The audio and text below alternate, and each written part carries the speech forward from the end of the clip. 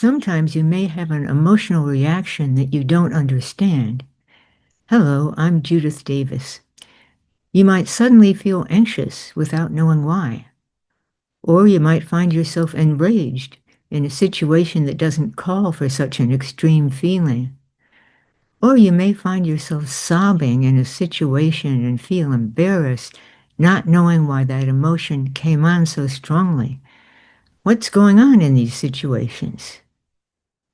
You're having a flashback. When someone has experienced a situation so traumatic that they've had to dissociate and have amnesia for it, a stimulus that's reminiscent of the original threat, such as a certain sight or sound, will evoke an emotional reaction as though they're back in that moment. Sometimes a person will have a full flashback.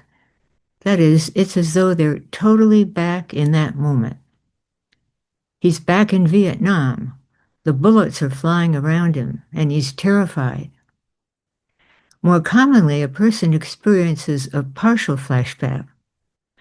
Partial flashbacks may consist of sensory aspects of the trauma. One person may see the scene of her rape. Another may hear the sound of an explosion. And often, the reaction is limited just to the feeling that one felt during the trauma. For instance, when I worked in a VA clinic, there were occasions when a party was held with decorations that included balloons, but we were careful never to pop a balloon.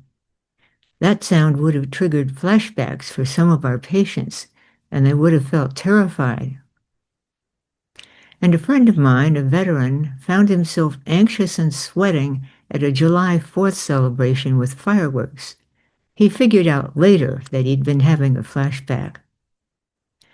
What about the person who feels rage out of proportion to the situation, such as those who experience road rage? Surely, rage is an exaggerated response to a situation of inconvenience while driving.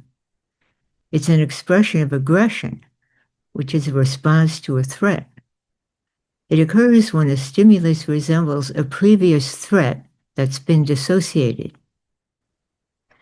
I remember a woman who inexplicably began sobbing during a movie and had to get up and leave.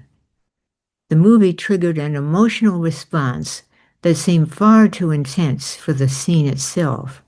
Something in the film, perhaps the music, the lighting, or a facial expression, had evoked her exaggerated response because it was associatively related to an earlier loss that had been so traumatic that she had to dissociate and develop amnesia for it.